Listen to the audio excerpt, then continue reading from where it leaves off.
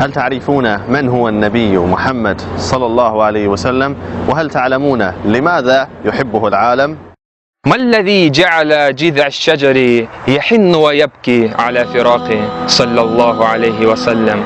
وما الذي جعل هذا الجبل الساكن يهتز ضربا حين وقف عليه؟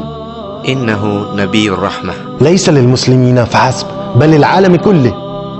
ستسألون عن ذلك الحب الذي ملك القلوب. نعم، ملك القلوب، وأي ملك أعظم من هذا الملك؟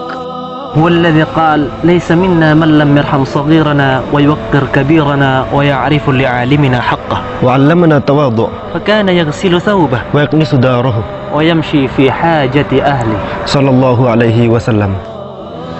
وهو القائد الذي كان يحكم نصف العالم، ورغم ذلك كله كان يحب المساكين ويقربهم.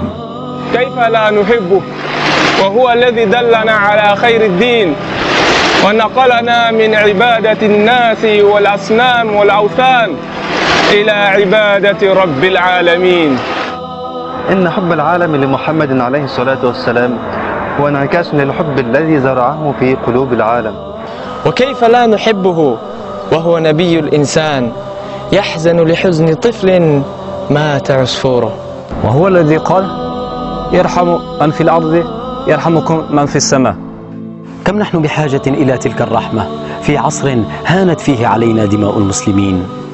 علمنا رسول الله صلى الله عليه وسلم أن زوال الدنيا أهون على الله من قتل رجل مسلم بغير حق.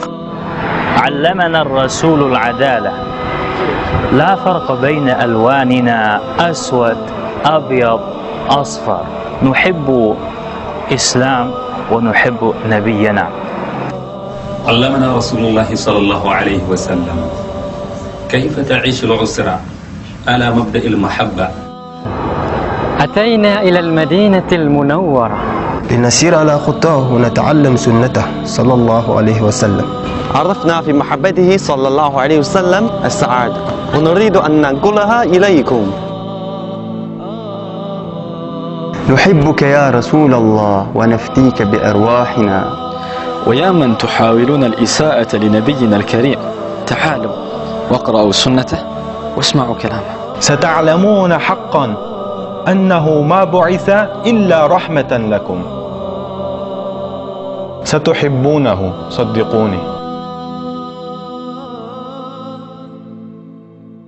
نحبك يا رسول الله. Дорогой пророк,